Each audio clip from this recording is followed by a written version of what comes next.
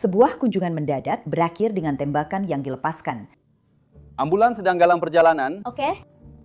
Jeremy, di mana senjatanya? Jeremy? Apakah itu tembus? Ya, tembus kap mesin. Tolong aku. Jeremy, di mana yang satunya lagi? Saat korban berjuang untuk tetap hidup, penembak mengungkapkan sebuah detail yang tidak bisa diabaikan oleh para detektif. Aku hamil. Berdiri. Berhenti bernapas. Mundur. Berhenti bernapas, sayang. Jeremy. Aku sangat khawatir, apa dia akan mati? Aku rasa dia tidak akan mati. Jadi menurutmu dia tidak akan mati? Kami sedang menyelidiki apa yang sebenarnya terjadi di dalam rumah ini yang menyebabkan pertengkaran mematikan. Ya, para dokter sudah melakukan segalanya. Ya Tuhan. Ya Tuhan, ya Tuhan, tidak. Tidak, saya Elizabeth Milner dan selamat datang di Female Criminals.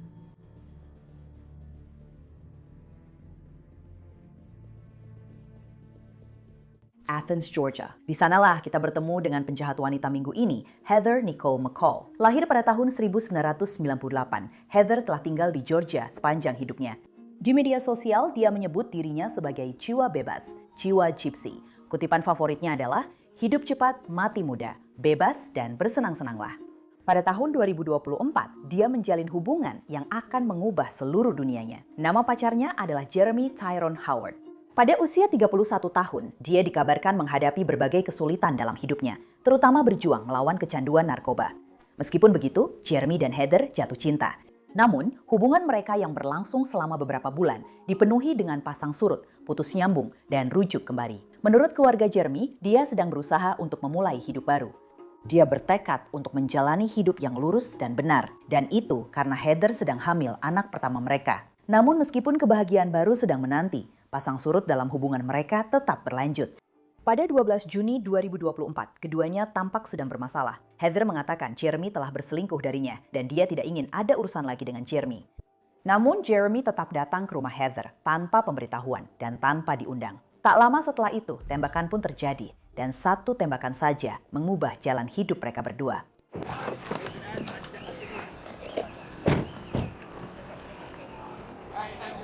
Hei, di mana pistolnya? Bu, di mana pistolnya?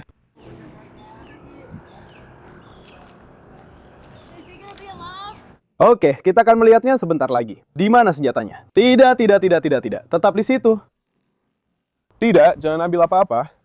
Baik, pindah ke sana. Pindah ke sana sambil bawa itu. Pindah ke sana. Dia ada di dapur. Oke, pindah ke sana. Jauh dari perempuan itu. Jauh dari pria itu. Ayo, pindah ke sana. Maafkan aku. Kamu akan baik-baik saja, bro. Maafkan aku. Kamu akan baik saja. Tolong aku. Bertahan. Tolong aku. Tekan bagian itu. Maafkan aku. Tekan bagian itu. Mas, Maaf ya. Aku hamil. Aku hamil. Bukan begitu, bro. Aku bilang tekan terus. Baiklah, tunggu sebentar. 1026 Clever. Panggil IMS. Di sini, berhenti. Apakah dia akan selamat? Kemana perginya? Baiklah, pelurunya tembus. Apakah dia akan selamat? Pejabat mengatakan Jeremy mengalami satu luka tembak di bagian perut. Darah mengucur dari perutnya. Setiap detik sangat berarti. Hei, bro, tetap diam di situ. Jeremy, tetap bertahan, Jeremy. Aku pegang kamu, bro. Aku sayang kamu. Kamu. Pakai sarung tangan. Ya, Jesse. Itu dia. Aku mencintaimu. Menjauh. Dia menyuruhku datang. Mundur. Aku hamil. Aku hamil. Tetap diam. Tetap diam, bro. Berbaringlah. oke. Berhenti, bergerak. Jeremy, lihat aku. Aku di sini, Jeremy. Aku nggak bisa dapatkan ini. Tenang. Jeremy, lihat. Aku di sini, Jeremy. Kami punya ambulans. Ambulans sedang dalam perjalanan. Jeremy, Di mana senjatanya? Jeremy. Apakah itu tembus? Ya, tembus. Hudo. Minggir, di mana? Tolong aku. Jeremy, di mana yang satunya lagi? Ini adalah situasi yang kacau. Jeremy sedang berjuang untuk hidupnya. Para petugas harus mencari tahu apa yang sebenarnya terjadi. Di lokasi kejadian, teman Heather mengungkapkan apa yang ia yakini mungkin telah memicu penembakan tersebut. Jadi saya masuk, kami sedang nongkrong, ketemu anjingnya. Dia masuk lalu pergi. Dia bilang, saya butuh KTP atau kartu atau sesuatu. Dan sepertinya itu ayah dari bayinya. ada sesuatu yang terjadi, seperti perselingkuhan, semacam itu. Jadi saya bilang, saya akan kasih kalian waktu sebentar untuk bicara. Ini adalah percakapan pribadi kalian. Saya keluar dari pintu, dia ada di pesta saya untuk mengambil sesuatu untuk saya. Jadi dia membuat suasana jadi tegang dan menciptakan perubahan. Bukan baterai, dia bilang sentuh itu. Lalu saya dengar suara letupan, tapi itu bukan suara pistol. Menurut saya, tidak. Itu ada di dalam. Lalu yang saya dengar hanya, oh, dan dia berjalan keluar, turun tangga. Dan kamu bisa lihat bekas tembakan pelurunya.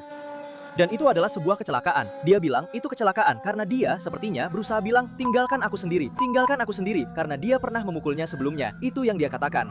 Itu yang dia katakan. Saya tidak tahu. Saya belum pernah melihatnya. Tidak. Itu saja. Lalu dia keluar. Kamu ingin Mencari hewan-hewan. Ya, saya mengerti, Pak. Ya, Pak. Saya masih di sini selama 3 menit. Di sini, Pak. Di sisi ini. Ya, Pak. Saya belum pernah masuk. Saya belum pernah mengalami hal seperti ini. pada titik ini, Heather sangat panik. Ayo kita jalan ke sini. Aku tidak bermaksud menembaknya. Jalan ke sini.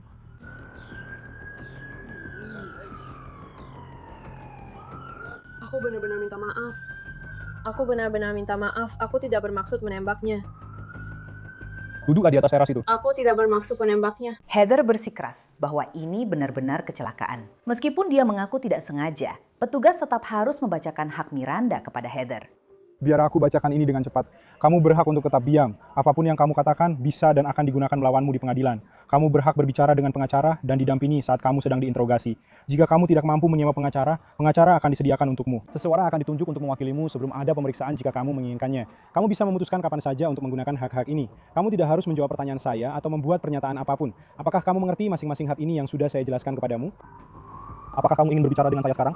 Ya. Heather menjelaskan sisi ceripanya. Dia mengatakan bahwa dia dan Jeremy sudah bertengkar sejak hari sebelumnya. Jadi, ketegangan di antara mereka sudah tinggi. Hei, dia main tangan sama aku. Dia bilang dia membenciku. Dia bilang dia telah berselingkuh dariku. Oke.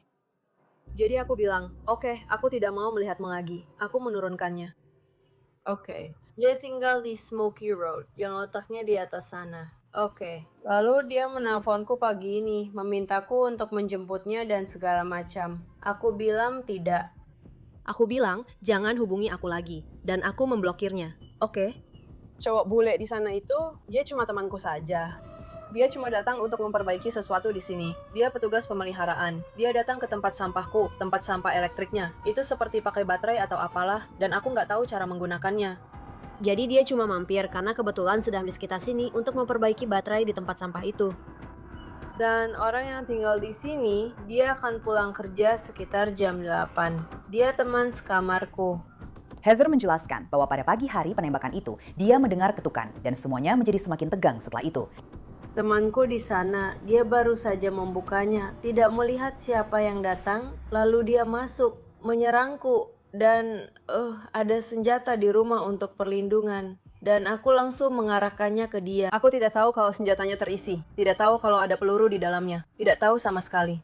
Aku tidak bermaksud menarik pelatuknya atau apapun. Sama sekali tidak seperti itu. Oke. Aku mengarahkan senjatanya ke dia, menyuruh dia keluar. Baiklah. Ya, baiklah. Apakah dia akan tetap hidup? Apakah dia akan tetap hidup? Dia ayah bayiku.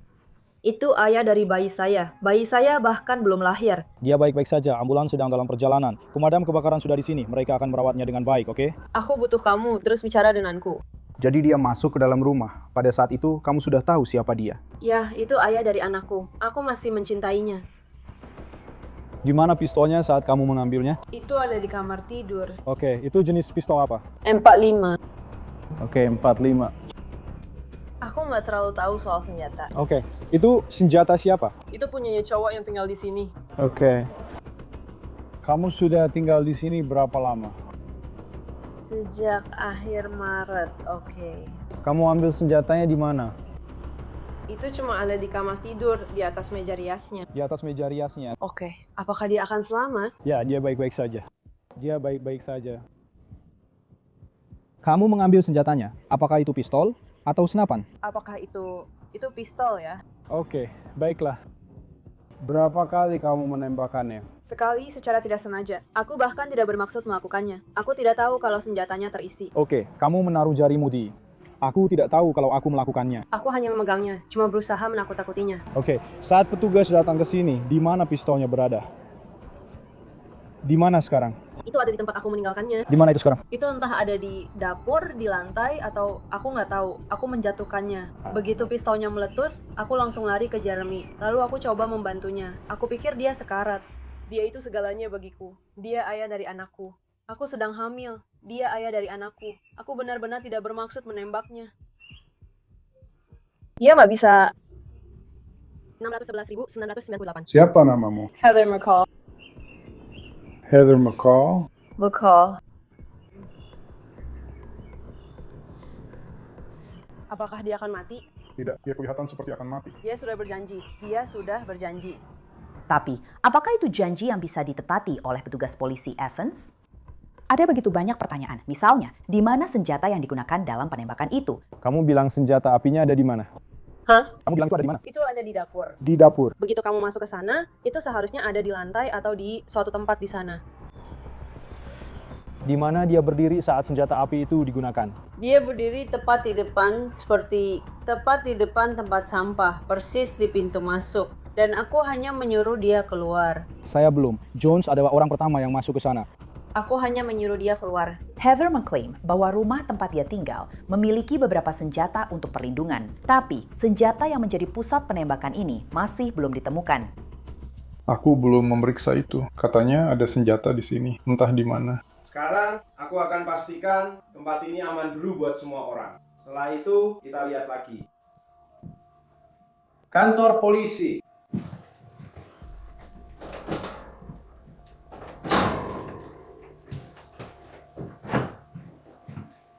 Polisi, pemadam kebakaran, beritahu kalau Anda ada di sini. Sarkadi, polisi, sebutkan identitas Anda. Bro, gue nggak percaya tempat ini beneran direnovasi. Tempat ini dulu hampir ambruk, bro. Unit tertentu. Oh iya, dulu kita sering banget masuk ke sini. Dulu ada kompor kayu bakar di ruang tamu sini. Pada orang-orang ini atau pada orang lain? Orang lain, aku belum pernah bertemu dengan orang-orang ini sebelumnya. Petugas memeriksa setiap ruangan di rumah itu satu persatu. Akhirnya mereka menemukan apa yang mereka cari, bahkan lebih dari itu. Ini senjatanya. Oke. Pusat kota atau sisi barat bisa membantu sekarang. Polisi Kabupaten Barat. Itu seperti kaliber 45. Itu yang besar. Senapan di belakang pintu. Ya Tuhan. Ada penggunaan narkoba di atas tempat tidur. Ini adalah magazin AR. Akan saya jelaskan. Peluru dan semacamnya. Kaliber yang berbeda-beda. Itu adalah magazin AK. Ada cara lain yang muncul. Senapan lain. Polisi Kabupaten Barat. Ada orang di sini. Nyatakan keberadaan Anda. Ya, itu adalah terowongan lumbung.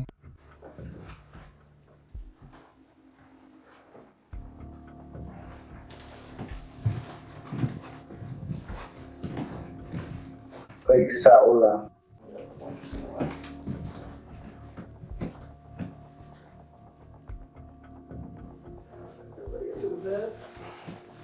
Ini ada lagi. Ini ada senapan lagi di sini. Mereka terisi penuh. Pada saat ini, Jeremy telah dilarikan ke rumah sakit dan kondisinya belum jelas. Para petugas tidak punya pilihan lain selain menahan Heather McCall. Saya akan membantu Anda berdiri, Nona McCall. Apakah kamu sudah bicara dengan saksi? Ya, saya masih mengumpulkan informasi ini. Lalu cerita kita. Silakan turun di sini, kita akan mengganti borgolnya. Bisa aku minta sepatu? Ya, silakan berdiri di sana. Kami akan mengurus semuanya. Seharusnya begitu. Ya. Ada sandal di kamarku yang ada di ujung lain rumah. Kandungannya sudah berapa bulan? 4 bulan. Oke. Kami akan memindahkan borgol ke depan. Kami akan menggantinya, oke? Tolong kumpulkan saja. Kami sudah ya. Ya, karena aku tidak bermaksud melakukan itu. Tetap jaga tanganmu di depan saja.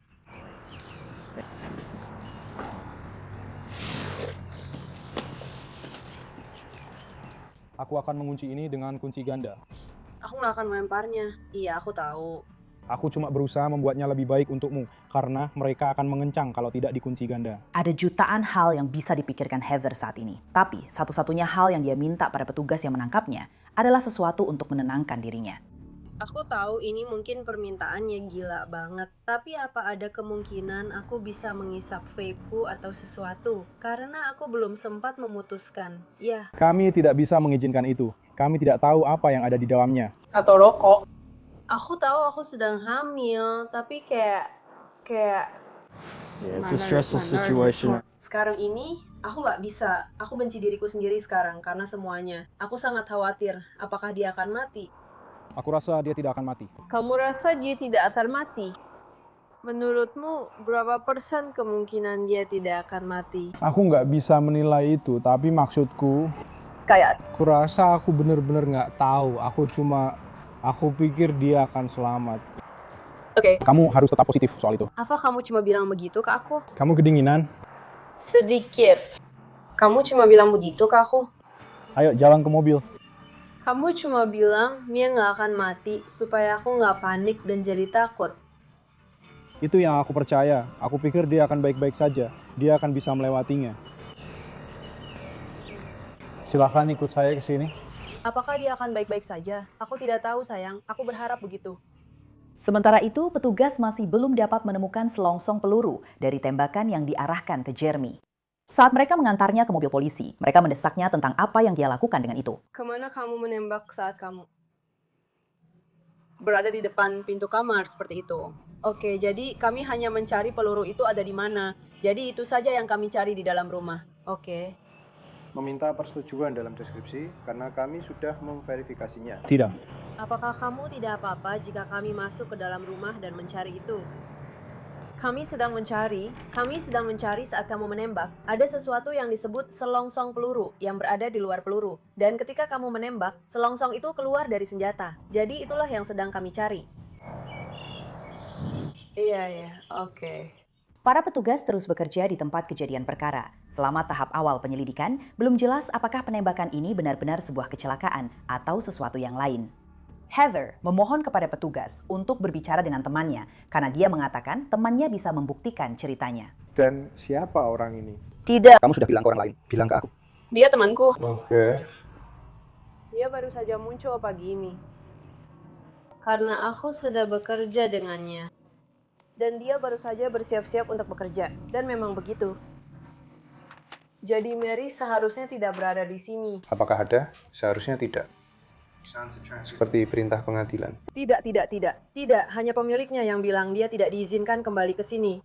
Apakah dia jauh dari sini? Bukan secara hukum. Oke. Hanya pemiliknya. Dia bilang, Saya tidak mau itu. ya dia bilang kalau dia kembali ke sini seperti, terakhir kali dia ke sini, dia menemukan sesuatu seperti tempat persembunyian atau semacamnya. Dan dia bilang, aku tidak mau dia di sini. Dia membawa narkoba ke rumah kita. Jadi, begini yang akan kita lakukan. Mungkin nanti kita akan punya beberapa pertanyaan lagi untukmu. Kami akan mendudukkanmu di mobil. Kemungkinan besar, kamu akan dibawa ke kantor polisi sebentar lagi untuk dimintai keterangan oleh seorang detektif. Supaya kita bisa memastikan bahwa semuanya jelas tentang apa yang terjadi di sini hari ini. Dan kita akan pergi ke sana. Seperti yang saya bilang, kita harus memastikan setiap detail dari apa yang terjadi di sini. Oke, jadi dan kita jangan khawatir, kita juga akan bicara dengannya. Karena situasinya sangat serius, kami ingin mendapatkan pernyataan yang benar-benar jelas dari semua orang. Menindaklanjuti dengan beberapa detektif dan lain-lain, supaya kami punya gambaran yang sangat jelas tentang apa yang terjadi di sini hari ini, oke? Karena sekali lagi, kamu pasti mengerti. Iya. Tidak sengaja atau tidak. Ini situasi yang serius. Aku tahu. Dan aku benci diriku sendiri karena ini. Karena aku tidak ingin bayiku lahir tanpa ayah. Nona McCall, silakan ikut saya ke sini. Kalau kamu dapat sesuatu seperti jamur atau apa, kamu bicara? Apakah ada di rumah? Aku dapat sandwich ayam pedas. Tapi itu juga bisa. Injak gagangnya bersama aku. Tolong. Karena kalau aku tidak memilikinya seperti itu, hati-hati di belakang. Langkahkan ke sini. Kita akan berjalan ke mobil ini, oke? Oke. Kita akan mengambil anjing, jangan khawatir. Akan melangkah ke sisi mobil saya ini, oke?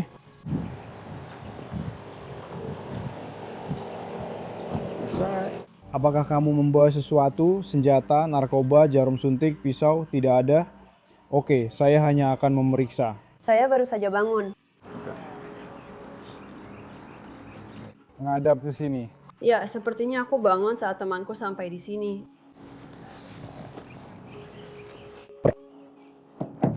Silakan duduk di sini. Karma kan? Karma, ya tapi dia nggak datang kalau kamu panggil namanya, makanya aku nggak nyuruh dia keluar, soalnya dia nggak bakal datang.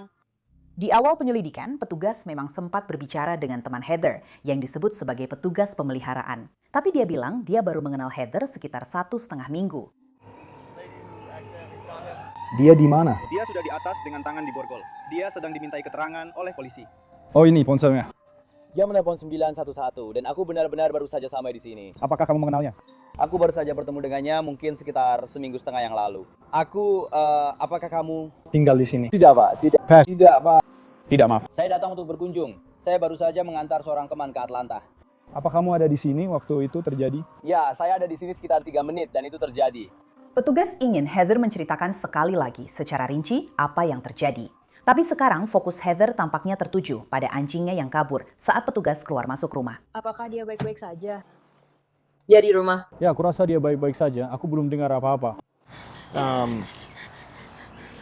Apa mereka menangkapnya? Aku rasa mereka sudah menangkapnya. Terima kasih.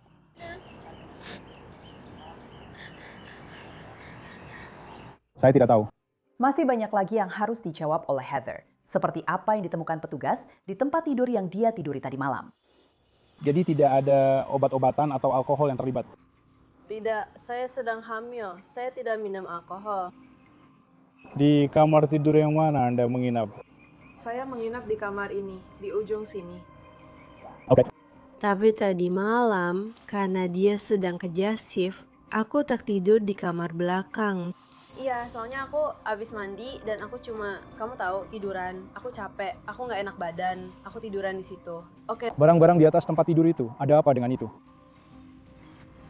Apa itu perawatan untuk memakai narkoba?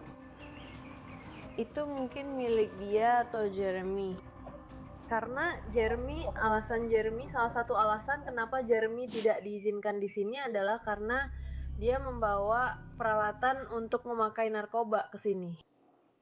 Ada satu pertanyaan lagi. Oke. Jadi berapa lama dia di sini sebelum kamu menembaknya? Hey Jeremy. Ya. Dia tadi di sini mungkin sekitar 5 menit. Sebelum kamu menembaknya? Iya. Oke, jadi dia ada di dalam. Dan dia mungkin di sini sekitar 10 menit. Oke, aku bilang ke dia untuk keluar. Keluar. Selama 5 menit, Jeremy. Aku tidak tahu waktu pastinya. Mungkin sekitar 3-5 menit, seperti itu. jadi dia mengetuk pintu. Dia tidak mengetuk. Oh, dia tidak mengetuk. Tidak. Oke. Jadi bagaimana dia bisa masuk? Entahlah, aku nggak tahu. Aku tidak bisa bilang apakah dia membiarkannya masuk atau dia langsung masuk begitu saja. Aku rasa dia langsung masuk begitu saja. Oke. Tapi dia sedang berdiri di dekat pintu saat itu terjadi. Dan dia mengira itu Jeremy karena dia sempat bilang, "Ada apa, bro?" Dan kemudian ketika aku melihat siapa itu, aku langsung berpikir, "Itu bukan." Aku bilang, "Itu Jeremy, dia seharusnya tidak di sana." Berada di sini karena seperti sepanjang malam, maksudku tidak sepanjang malam, tapi selama malam itu, dia sempat mengirim pesan ke aku, menelpon bilang dia keluar, maksudku dia bisa menjemputku. Tapi akhir-akhir ini, aku merasa dia hanya memanfaatkan aku saja. Teman Heather, petugas pemeliharaan, memberitahu seorang petugas bahwa Jeremy sedang mencari sesuatu yang spesifik. Detail ini tampaknya dia benarkan. Dan dia bilang, kasih aku barang-barangku. Dia bilang, aku butuh barang-barangku. Dan aku bilang, barang apa? Dia bilang, aku butuh kartu jaminan sosialku. Aku butuh ini, itu. Yang bahkan aku nggak tahu gimana aku bisa punya kartu jaminan sosialnya. Dia pasti menaruhnya di tas aku atau semacamnya. Dan lalu aku memegangnya di tanganku. Dan lalu aku bilang, keluar. Dan aku akan kasih ini ke kamu. Keluar. Kamu nggak seharusnya ada di sini. Keluar. Aku terus bilang ke dia, keluar. Dan dia nggak mau keluar, dia bilang tidak. Dia terus mencoba bicara sama aku. Lalu aku pikir pisaunya nggak ada pelurunya. Aku bener-bener nggak tahu kalau pistol itu ada pelurunya atau enggak. Dan aku cuma pernah nembak sekali. Aku bahkan nggak pernah, maksudku aku cuma pernah nembak pistol sekali. Itu pun kesasaran. Aku nggak terlalu ngerti soal pistol. Tapi aku takut dia bakal ketahuan. Tapi dengan aku ngomong kayak gini, aku nggak mau menuntut dia. Aku nggak mau melaporkan dia atas kekerasan atau hal-hal seperti itu. Dia memang pernah main tangan sama aku sebelumnya. Dan juga beberapa bulan yang lalu, aku sempat diculik dan dipukuli parah banget sama Drew Rossi. Aku nggak tahu kamu sudah dengar soal itu atau belum. Jadi aku punya PTSD karena pernah menerima video dan hal-hal seperti itu. Jadi saat itu aku ingat Blake pernah bilang ke aku, kalau ada siapapun masuk ke rumah, ada senjata-senjata ini. Kamu harus merasa aman. Aku nggak tahu kalau senjatanya sudah terisi peluru atau enggak. Jadi aku pergi mengambil senjatanya dan aku arahkan ke lantai. Aku bilang, kalau kamu pergi, aku akan kasih kartu jaminan sosialmu. Aku bilang, dan aku juga tanya, bisa kasih tahu namamu? Maksudku, aku bicara tentang cewek yang katanya dia selingkuhi aku dengan dia. Dan dia bilang, aku bohong. Aku pura-pura selingkuh sama kamu. Aku cuma mau bikin dia marah. Aku bilang, tidak, kamu tidak perlu melakukan itu ke aku. Karena aku baca kayak Facebooknya ada di sebelah punyaku.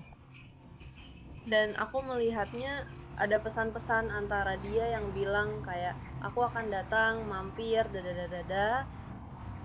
Tapi itu bukan, maksudku itu tetap bukan alasan untuk menembak siapapun. Aku bahkan gak akan pernah menembaknya, bahkan kayak tanpa alasan apapun. Maksudku, aku sayang dia, aku bener-bener sayang dia. Dia ayah dari anakku. Maksudku, dia ayah dari anakku. Kami waktu itu cuma lagi break saja. Maksudku, aku masih mencintai dia. Aku masih butuh apapun. Aku cuma bilang ke dia untuk pergi. Dia gak mau pergi dan aku mulai berteriak. Dan sepertinya saat aku berteriak, tanganku seperti, kamu tahu, jari-jariku terangkat. Dan aku bahkan nggak tahu jariku ada di pelatuk. Dan senjatanya tiba-tiba meletus. Dan rasanya seperti... Aku benar-benar shock. Dia bilang, kamu menembakku. Dan aku langsung menaruh pistolnya dan langsung menghampiri dia sambil bilang, maaf, aku nggak sengaja menembak kamu. Aku nggak sengaja menembak kamu. Lalu aku berdoa dan mencoba menekan lukanya, karena aku sering lihat di film, itu yang harus dilakukan. Jadi dia bilang dia ada di mana? Dia ada di sini. Dimanapun pistol itu, karena dia menjatuhkannya. Dia baru saja menjatuhkannya. Ya, itu akan mengenai ini. Mungkin saja ada di luar sana. mari kita lihat di sini juga. Oh, itu dia. Iya. Ambil fotonya. Heather dibawa ke kantor polisi untuk diwawancarai secara resmi. Tapi hanya ada satu pertanyaan yang ada di benak Heather. Menurutmu dia akan baik-baik saja? Aku harap begitu. Aku tidak tahu. Apa kamu pernah dapat? Like a shooting? Iya, seperti itu. Seperti... Maksudku, seperti petugas itu bilang kalau dia pernah mengalami hal seperti itu sebelumnya. Pria itu ditembak dari belakang dan dia meninggal. Aku mengerti. Aku benar-benar tidak tahu. Detektif dipanggil dan Heather bekerja sama sepenuhnya. Mereka memintanya untuk menceritakan kembali kejadian pagi itu. Dan kali ini ada sesuatu yang menarik perhatian mereka. Salah satu hal yang aku bicarakan dengan petugas dan salah satu petugas yang ada di sana, dia punya sebuah... Sepertinya pengaman pistol diaktifkan setelah pistol itu ada di lantai. Apakah kamu yang melakukannya? Kotoran. Aku tidak tahu di mana pengamannya. Oke. Dengan pistolnya, kau ingat, kurasa kita akan menyebutnya palu. Itu, kau tahu, itu bagian yang semacam ditarik ke belakang pada pistol. Aku rasa dia tidak memilikinya. Oke. Lihat, aku kira pistol seperti itu ada palunya. Atau itu sudah ditarik ke belakang. Aku tidak menariknya. Begitu. Jadi, seperti yang kumaksud. Benda di ujungnya, maksudku. Iya. Mari kita lihat. Apakah dia biasanya menyimpan senjata-senjatanya dalam keadaan terisi? Kamu tidak tahu. Aku hanya tidak pernah memikirkannya. Aku kira senjatanya tidak terisi. Oke. Aku hanya menunjukkan Ini kira-kira jenis senjata yang tampak ada di foto ini. Kamu lihat benda kecil di belakang sini? Iya. Itu adalah palunya. Tidak, aku tidak menyentuh itu. Oke, aku tidak melihat itu di sana. Aku bahkan tidak ingat. Tapi tidak, aku tidak melakukannya. Aku tidak menariknya ke belakang, tidak. Detektif menyelidiki mengapa Heather merasa dia membutuhkan senjata sejak awal. Kembali di mobil patroli, dia mengatakan itu untuk menakut-nakuti dia. Dia bahkan menyebutkan bahwa dia mengalami PTSD akibat penculikan yang tidak ada hubungannya. Namun, di depan para detektif, ceritanya sangat berantakan. Jadi tujuanmu mengambil senjata api itu karena dia ada di sana? Atau karena kamu takut dia akan menyakitimu? Atau karena kamu ingin dia keluar dari rumah? Aku tidak mengambil senjata itu karena aku hanya ingin dia pergi. Aku ingin dia pergi. Aku hanya mencoba menakut-nakutinya supaya dia pergi. Karena aku tahu dia keras kepala dan dia tidak mau pergi. Dia malah membuat situasinya jadi lebih buruk. Aku takut dia akan menyakitiku. Apakah dia mengancam akan menyakitimu atau melakukan hal seperti itu? Tidak. Dia tidak pernah mengancam secara verbal. Oke. Itu semata-mata hanya untuk menakut-nakuti dia agar dia menurut. Dan dia tahu aku tidak akan pernah menembaknya. Aku tidak akan pernah menembaknya. Maksudku, itu kecelakaan. Kayak, aku benci ponselku. Dia mengakui bahwa dia tidak tahu cara menggunakan senjata yang digunakan untuk menembak Jeremy. Tapi sementara para detektif masih menyelidiki apakah ini benar-benar sebuah kecelakaan atau tidak, mereka membutuhkan sedikit latar belakang lagi tentang hubungan mereka. Dari sudut pandang Heather, dia sudah muak dengan Jeremy, meskipun dia masih mengandung anaknya, dan mengatakan dia masih mencintainya. Aku membuka blokir nomornya lebih awal hari itu. Dan dia mengirimiku pesan dari nomornya. Dan dia bilang, aku nggak ingat semua pesannya. Dia bilang, bisa jemput aku nggak? Dia bilang, jemput aku. Dan aku merasa dia cuma memanfaatkan aku. Jadi biasanya aku itu gampang dimanfaatkan. Kayak aku biarin orang semena-mena sama aku dan semuanya. Dan jadi aku selalu bilang ke dia setiap kali dia minta, aku datang, aku bantu dia. Aku kasih dia uang. Aku antar dia kemana-mana. Membelikan makanan apa saja, rokok. Mengantarnya ke JRC. Dan aku melakukan segalanya untuknya. Dan dia selalu merendahkanku. Dia bilang, awalnya itu terjadi karena dia bilang, aku sedang mengalami karma buruk hari itu. Dan itulah yang paling menyakitiku. Dan aku bilang, kalau aku sedang mengalami karma buruk, lalu kenapa aku melakukan semua yang kamu minta? Dan saat itulah aku berhenti. Aku berhenti bicara. Aku tidak bicara dengannya sepanjang hari kemarin. Penyelidik perlu memeriksa ponsel Heather untuk memverifikasi semua yang dia katakan. Dia mengakui ada kata-kata yang diucapkan yang kalau dipikir-pikir lagi mungkin terdengar tidak bagus. Masalahnya kami tidak ingin melihat pesan-pesan teks itu. Saya rasa para petugas mungkin sudah mengumpulkan ponselnya dan sebagainya. Ya, aku memang menatakan beberapa hal yang sebenarnya tidak aku maksudkan. Oh, seperti hal-hal apa? Seperti jangan pernah bicara denganku lagi. Oh. Oke. Ya, hal-hal seperti itu. Menurutku itu bukan masalah besar. Tapi kurasa apakah ada kode sandi di ponselnya? Dan aku bilang begitu. Aku bilang bahwa hidupku seperti hidupku jadi kurang stres dan lebih baik tanpa dia dalam hidupku. Dan itu terdengar cukup buruk mengingat apa yang terjadi. Iya, tapi aku tidak bermaksud seperti itu. Iya. Itu akan dianggap sebagai, kamu tahu, sebelum ini terjadi, kamu memang sudah tidak mau bersama dia lagi. Iya. Kamu tahu, karena jelas kalau kamu tidak punya seseorang yang menuduhmu selingkuh setiap kali kamu melihatnya, mereka menganggapmu pembawa sial. Kamu mungkin berada dalam situasi yang lebih baik. Ya, tapi aku menarik ucapanku. Aku tidak tahu. Para detektif sekarang melihat kasus ini dari sudut pandang yang berbeda. Ini tidak terdengar seperti direncanakan. Jadi mungkinkah dia menembak untuk membela diri? Heather mengaku dia tidak tahu apa yang bisa dilakukan Jeremy. Karena jelas-jelas telah terjadi penembakan, jadi kami hanya ingin mencoba mencari tahu. alasan mengapa semua itu akhirnya terjadi. Jadi menurut Anda apakah ini sebuah kecelakaan atau menurut Anda ini adalah pembelaan diri? Itu adalah sebuah kecelakaan. Itu pada dasarnya semua pertanyaan yang dimiliki detektif untuk Heather saat ini. Mereka meninggalkannya di ruang interogasi untuk memeriksa kondisi Jeremy. Ketika mereka kembali, Heather menangis. Tisu bekas berserakan di seluruh ruang interogasi. Detektif masih memiliki beberapa pertanyaan lagi untuknya. Apakah kamu tahu bahwa dia akan datang ke sini? Tidak. Dia tidak tahu semuanya. Aku tahu, kamu bilang dia mengirimi pesan kepadamu. Apa kamu membalasnya? Apa kamu membalas? Iya, aku sudah bilang ke kalian apa yang aku katakan. Kebetulan, apa kamu sempat bicara dengannya lewat telepon sekitar jam 5 pagi? Iya, kami baru saja bicara di telepon. Oke, jadi itu sebelum atau sesudah kamu memblokirnya? Itu sebelum. Lalu dia datang dan bilang, "Hey, aku perlu mengambil kartu jaminan sosialku." Lalu dia datang ke pintu dan membangunkanku.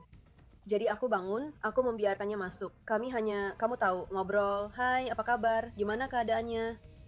Dia bercerita padaku tentang malam gila yang dia alami bersama seorang cewek yang membuatnya keliling kemana-mana dan sebagainya. Lalu dia mencoba membuang sesuatu ke tempat sampah pohon itu, tapi dia mengarangnya. Iya. Mereka butuh baterai dan sebagainya. Iya.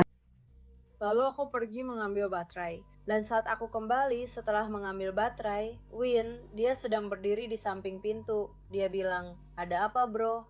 Dan aku nggak tahu dia ngomong sama siapa. Lalu Jeremy membuka pintu dan aku bilang, "Kamu ngapain di sini?" Dan dia bilang, "Aku perlu ambil barang-barangku, kasih aku barang-barangku." Dan aku bilang, "Barang apa yang kamu maksud?" Dan dia cuma bilang, "Kartu jaminan sosialku dan ini itu." Jadi aku pergi dan mengambil kartu jaminan sosialnya dan aku pegang itu. Lalu aku bilang, "Tunggu dulu, tapi itu nggak ada di sini." Aku bilang, "Ya sudah, sebutkan saja namanya. Tolong sebutkan namamu." Dan dia cuma bilang, "Aku bilang juga nggak ada nama." Lalu aku bilang, "Ya sudah, pergi saja bro, pergi saja bro." Dan dia pergi dan bilang, "Kasih saja barang-barangku, aku akan pergi." Lalu aku pikir dia bilang, "Kasih saja barang-barangku dan aku akan pergi." Aku rasa dia cuma bilang, "Kasih saja barang-barangku." Dan saat itulah aku masuk ke sana dan mengambil pistolnya. Dan kamu masih memegang barang-barangnya? Ya, oke. Apa kamu sempat memberikannya ke dia? Sepertinya tidak. Oke. Apakah itu karena dia tidak mau mengambilnya atau dia memang tidak cukup dekat? Dia tidak cukup dekat. Oke. Seperti aku ingin dia memberitahuku atau menyebutkan namanya. Atau seperti aku tidak tahu. Jadi menurutmu kalau kamu sudah memberinya barang itu, dia akan pergi? Tidak. Lalu semuanya berubah. Heather menerima kabar yang mengejutkan. Begini, oke. Sayangnya, dia tidak. Selamat. Ya, para dokter sudah melakukan segalanya. Oh ya Tuhan. Ya Tuhan, ya Tuhan, tidak.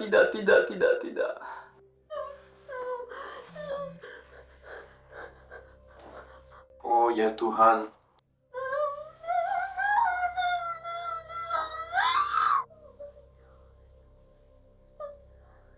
Ya, kami belum tahu persis apa yang dikatakan dokter. Maaf.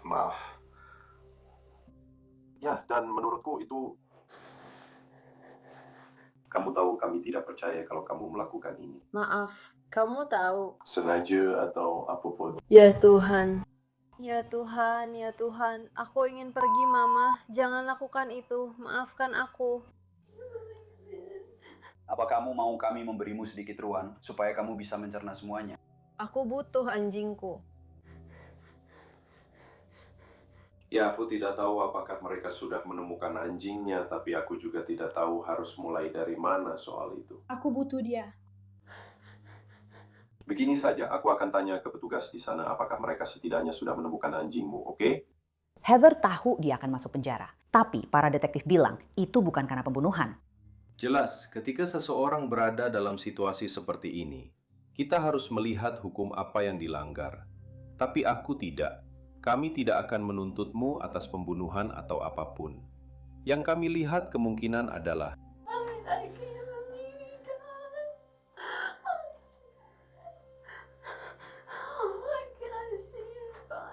Saya percaya dia sedang berada di rumah sakit sekarang. Jadi kami benar-benar tidak bisa. Kami benar-benar tidak bisa memfasilitasi itu. Aku hanya ingin pulang.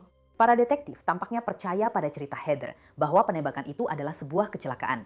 Dia didakwa dengan pembunuhan tidak disengaja, sebuah pelanggaran yang masih bisa membuatnya dipenjara jika terbukti bersalah. Kami akan segera membawa Anda, oke? Kita akan pergi ke penjara ya.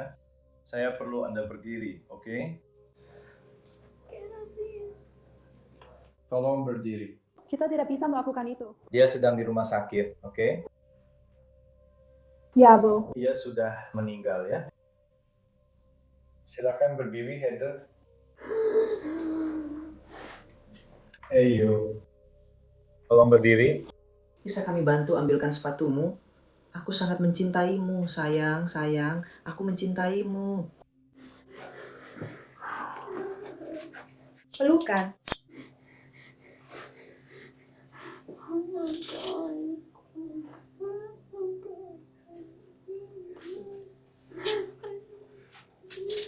Karena Heather sedang hamil 4 bulan, staf penjara ingin memastikan bayinya baik-baik saja. Dia dibawa ke rumah sakit setempat untuk mendapatkan izin medis. Ini pakaianmu kan? Ya, Bu. Oke, baiklah. Yang akan saya lakukan, saya akan melepas borbolmu. Saya akan membiarkanmu, saya akan menutup pintu ini untuk sedikit privasi. Karena saya harus membiarkan pintu kamar mandi sedikit terbuka. Tapi saya akan membiarkanmu berganti pakaian itu ya. Heather dibawa kembali ke sel tahanan. Selain tuduhan pembunuhan tanpa sengaja, dia juga menghadapi dakwaan tindakan ceroboh karena cara dia menangani senjata api yang digunakan dalam penembakan tersebut. Dia tetap berada di penjara selama sekitar 3 bulan, dari 12 Juni hingga 8 September 2024. Setelah itu, dia membayar uang jaminan. Dalam minggu-minggu dan bulan-bulan setelah dia dibebaskan dari penjara Athens Clarke County, Heather McCall tampaknya melanjutkan hidupnya. Dia dikabarkan pindah dan tinggal bersama kakek neneknya. Menurut sebuah postingan Facebook pada 23 September 2024, Heather mengadakan acara baby shower. Dan pada bulan berikutnya, dia melahirkan seorang bayi perempuan yang tidak akan pernah memiliki kesempatan untuk bertemu ayahnya. Sambil menunggu persidangan, Heather tetap menjalani hidupnya. Dia dan putrinya merayakan Natal pertama mereka bersama. Beberapa bulan kemudian, Paskah pertama mereka. Dan satu pengalaman pertama lagi, perjalanan ke pantai bersama. Namun kasus pidana Heather masih membayangi dirinya. Sementara itu, pengacara pembela Heather bernegosiasi untuk kesepakatan pengakuan bersalah dengan jaksa penuntut. Pada bulan Desember 2025, Heather McCall setuju untuk mengaku bersalah atas tuduhannya. Sebelum dia dijatuhi hukuman, keluarganya menulis surat kepada pengadilan. Dalam surat tulisan tangan, nenek Heather menulis, kutip, "Kami membesarkannya dengan nilai-nilai Kristen. Dia membuat kesalahan dan menjalin hubungan dengan pria yang salah yang dia kira mencintainya." Tapi pria itu tidak waras dan sering menyiksa Heather secara fisik maupun mental selama hubungan mereka. Kami berdoa agar pengadilan berkenan padanya. Seorang wanita yang menyebut dirinya sebagai ibu baru Heather mengatakan bahwa Heather adalah orang yang sangat manis dan penuh masalah. Surat itu selanjutnya menyatakan dia tidak pernah bermaksud menyakiti siapapun. Dia bukan orang seperti itu. Saya mencintainya dan berdoa agar mereka berbelas kasih padanya dan memberinya kesempatan untuk membesarkan bayi itu. Jadi saya meminta, bisakah pengadilan memberinya kesempatan? Hakim Pengadilan Tinggi Sirkuit Barat, Lisa Lott, membacakan vonis untuk Heather. 10 tahun penjara, tapi dengan syarat. 4 tahun pertama akan dijalani dalam tahanan. 6 tahun sisanya akan dijalani dengan masa percobaan. Dia juga mendapat pengurangan hukuman atas waktu yang sudah dijalani. Heather McCall menjalani hukumannya di fasilitas wanita McRae di bawah Departemen Pemasyarakatan Georgia. Tanggal pembebasannya dijadwalkan pada bulan September tahun 2029. Untuk putri Heather dan Jeremy, tampaknya dia berada dalam asuhan orang tua Heather. Terima kasih sudah menyimak episode ini. Saya Elizabeth Milner dan kita akan bertemu lagi di sini minggu depan dengan kisah penjahat perempuan lainnya.